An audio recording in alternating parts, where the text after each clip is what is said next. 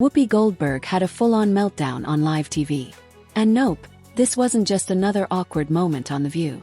This was a full-on meltdown, with enough chaos to warrant its own limited series. Cue the sad piano, zoom in on her teary side eye, and fade to black. What set it off? Greg Gutfeld, armed with a roast so savage it could have been banned under the Geneva Convention. The man didn't just clap back. He launched a verbal nuke. And Whoopi, she wasn't ready. Her ego didn't just bruise, it evacuated.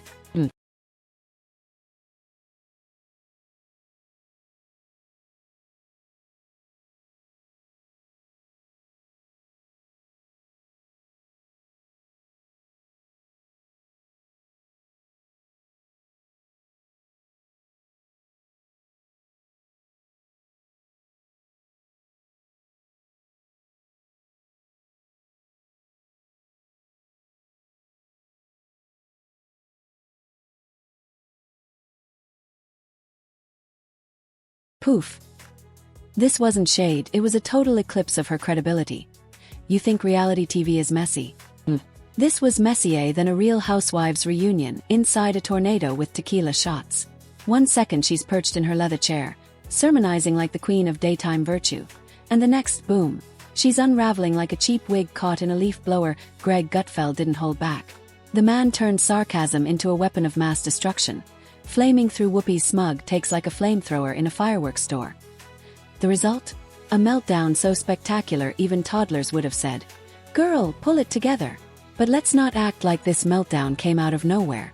Whoopi's been drifting toward this emotional cliff like it was a luxury cruise she booked months ago.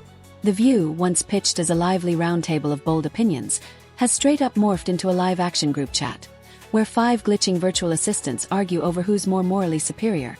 And steering that mess, like a tone-deaf orchestra conductor with a tambourine.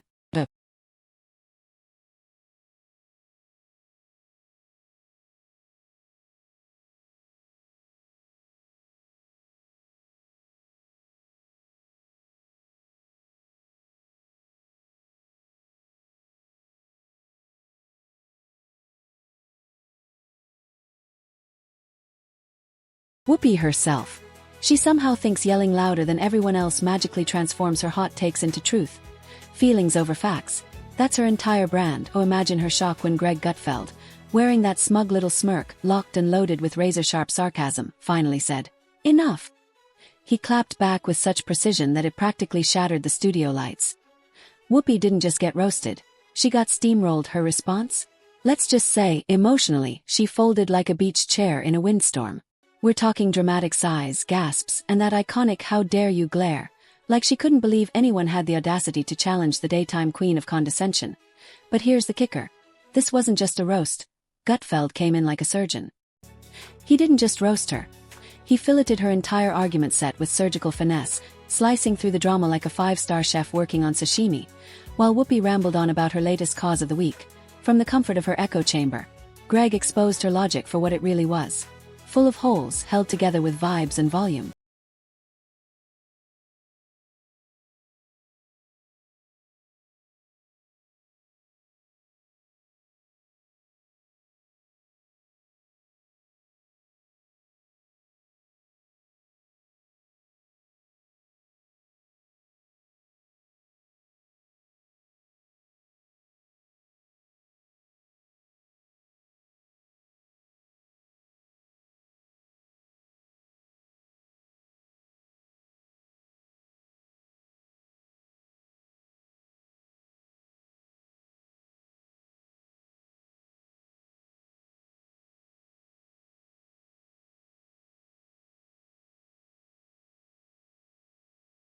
And when it was time to respond, Whoopi didn't reach for logic.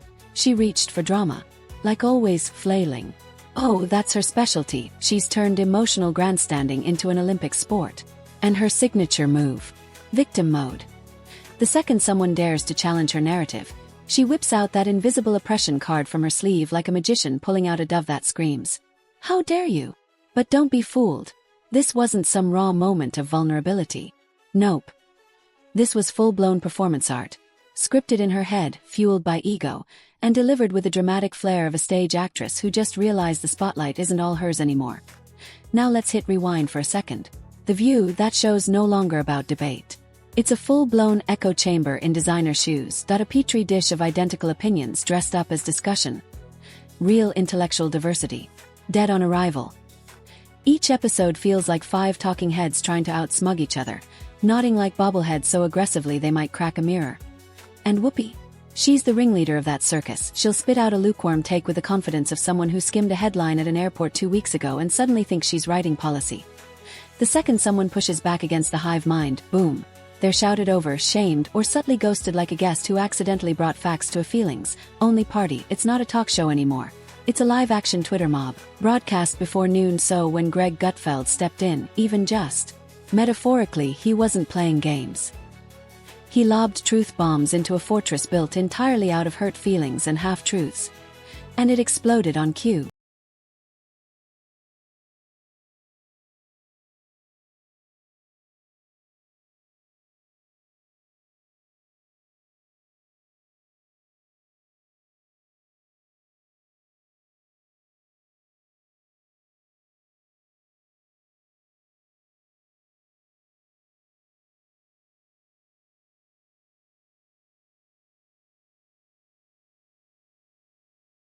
Greg Gutfeld didn't come with fireworks.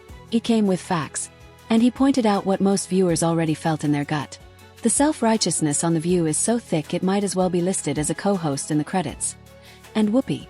She got caught mid-monologue looking like someone who accidentally wandered into a debate club after mistaking it for a standing ovation. Her face said it all. First came the glare. That royal, how dare you challenge my throne?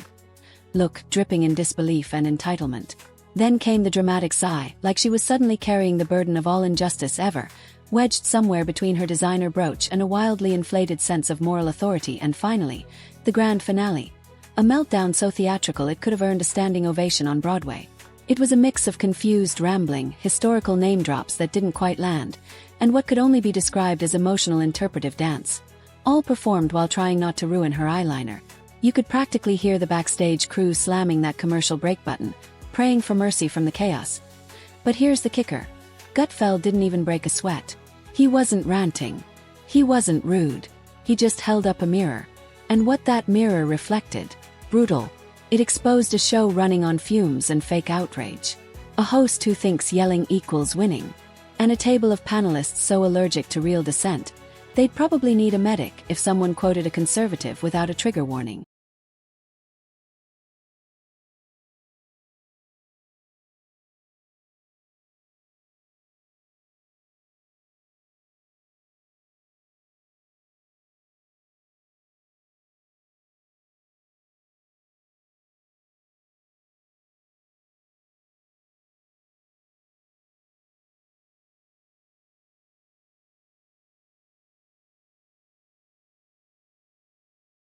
Gutfeld didn't just humiliate Whoopi. He exposed the whole charade, with every line dipped in sarcasm and satire. He sliced through The View's thick cloud of self-importance like it was cheap air freshener in a broken elevator. And while Whoopi scrambled for a comeback, her co-hosts kicked into damage control mode, nodding like backup dancers in an AOC-themed musical nobody asked for. Now let's talk about them for a second, because this wasn't a one-woman spiral, this was a synchronized crash landing. The second Whoopi started flailing, the rest of the table leaned in with forced concern and faces that said, "We did not rehearse for this." Joy Behar looked like someone just explained basic physics to her for the first time. And Sunny Hostin. She unleashed a stream of buzzwords so jumbled it made a thesaurus file for early retirement.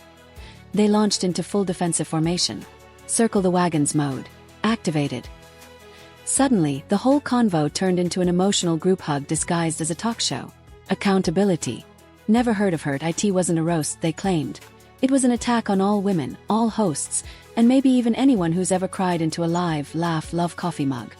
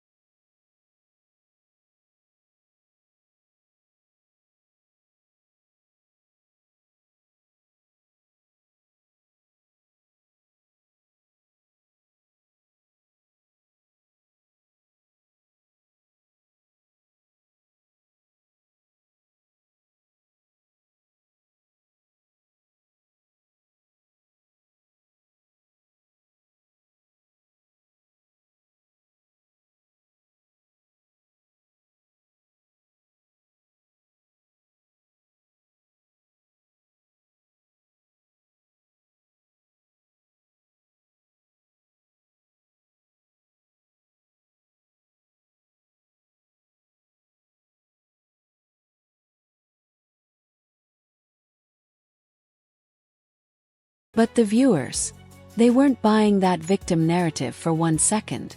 Outside that studio bubble, the internet exploded. It lit up like a Christmas tree managed by a sleep-deprived elf on a Red Bull binge. Memes flew. Reaction videos piled in. TikToks dropped like confetti. It was a full-blown viral roast fest. And The View? They were the main course. Whoopi's meltdown didn't just air. It got dissected, memed, slowed down, and set to dramatic violin music like it was the finale of a soap opera. And what made the whole thing even more humiliating? This wasn't some rare one-off disaster. Nope. This was just another episode in the never-ending saga of Whoopi versus reality, where her ego takes a swing at truth and misses. Again. Every time she's hit with real pushback, it's the same tired routine. She acts like someone just committed a crime by disagreeing with her. Like it's 1993 and this is the first time she's heard a different opinion. It's honestly impressive to be that consistently loud and that consistently wrong at the same time. The View has mastered the art of loud ignorance. It's like watching a book club where nobody reads the book, but everyone's got a hot take on the cover design. They don't want facts. They want applause. And poor Greg Gutfeld. He didn't even attack her personally. He came for the ideas respectfully with jokes. But in Whoopi's imaginary kingdom, questioning her opinion is like committing daytime heresy. Debate. She chose full meltdown, complete with martyr vibes and zero self-awareness. Meanwhile, Gutfeld walked away from the whole drama like a guy who just won an argument with a stubborn GPS. No sweat. No victory dance. He didn't need to gloat. He just cracked another joke, flashed that sly grin, and probably disappeared into whatever sarcastic Batcave he retreats to when he's not out here demolishing mainstream media delusions on live TV.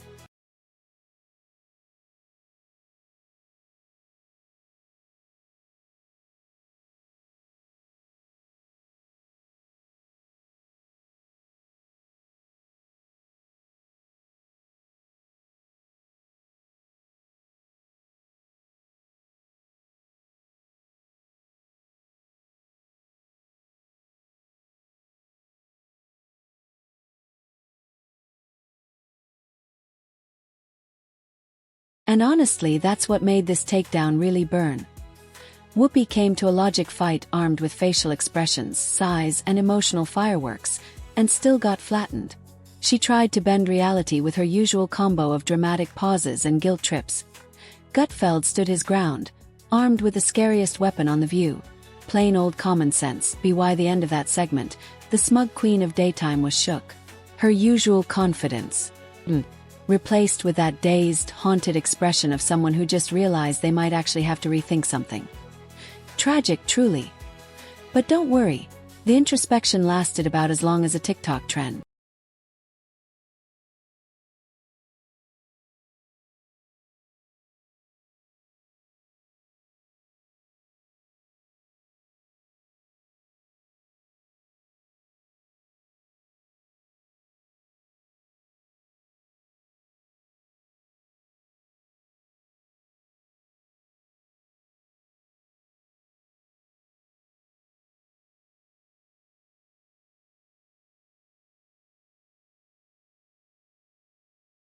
By the very next episode, Whoopi had bounced right back into her usual performance mode. Any flicker of humility, deleted. She rolled in with righteous fury and a brand new rant about how anyone who challenges her must be morally bankrupt. Because that's the playbook. The View doesn't run on growth or accountability. It survives by recycling emotional theatrics and calling it discussion. No learning. No evolution. Just another lap around the same tired drain. So what's the takeaway from this entire spectacle? Simple.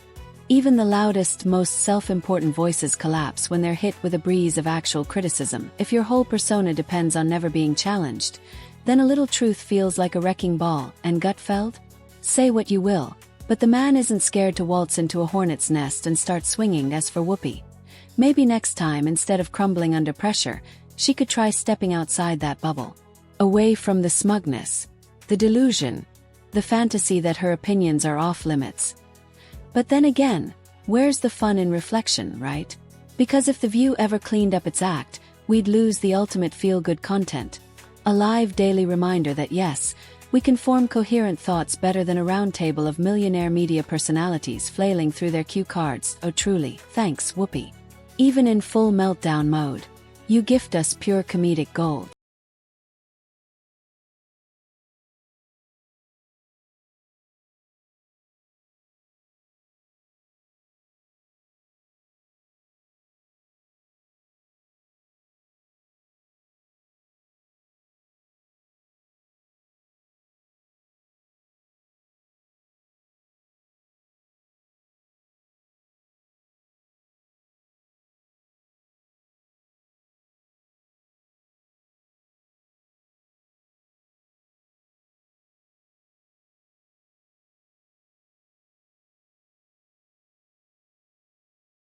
While Whoopi's out here delivering emotional TED Talks with the energy of someone who just discovered Wikipedia at 3 a.m., Greg Gutfeld is over on Fox doing the unthinkable. Telling jokes. Yep. Actual humor in political commentary. Wild, right? As The View sinks deeper into its whirlpool of righteous outrage, Greg's out there turning nightly news into stand-up comedy. And still making more sense than an entire hour of the ladies screeching over each other like over-caffeinated parrots caught in a wind-tunneled Gutfeld's secret weapon. Laughter. Real laughter. Not that fake, forced chuckle from an audience scared to disagree with the message. Nah, we're talking that snort-out-your-nose pause, the clip kind of laughter, no need for 5 co-hosts nodding in robotic unison to validate his takes. He doesn't have to cry on cue or weaponize victimhood like he's gunning for a daytime Emmy.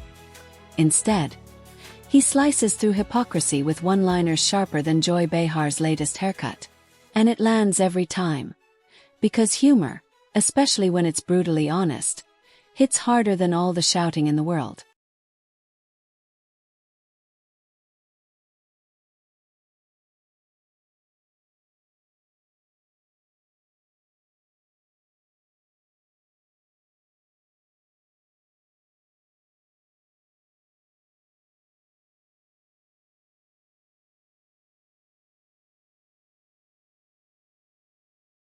They treat every tiny disagreement like someone just insulted their ancestors. It's not discourse.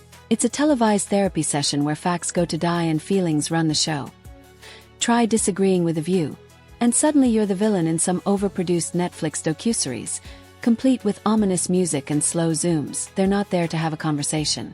They're there for the clap tour, that smug, applause-laced ego boost they give each other anytime someone bravely announces, "I don't like Trump."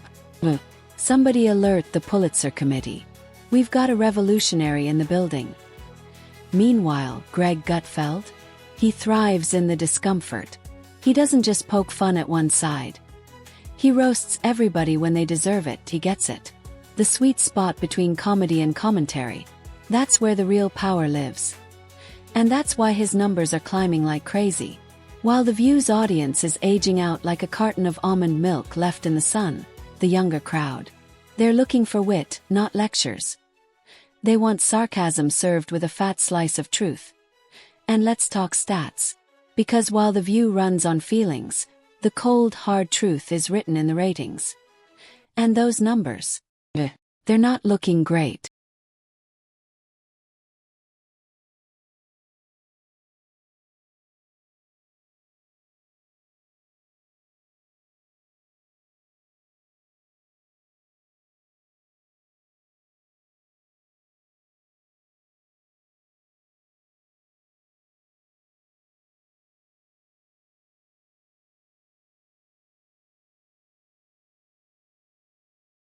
Then came the internet, and oh boy, it was a digital roast session. Comment sections turned into standing ovations for Gutfeld. Edits.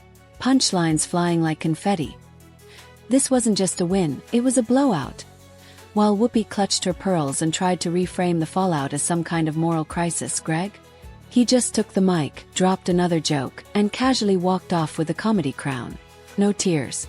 No apologies. And as the empire of ego tried to strike back, the crowd had already left the building. Of course, the rest of The View's indignation brigade followed right on cue. Sunny Hostin hit us with her signature passive-aggressive eye roll. You know the one. so sharp it could curdle oat milk from across the room. Ana Navarro started making those theatrical groans like she was auditioning for a late-night telenovela.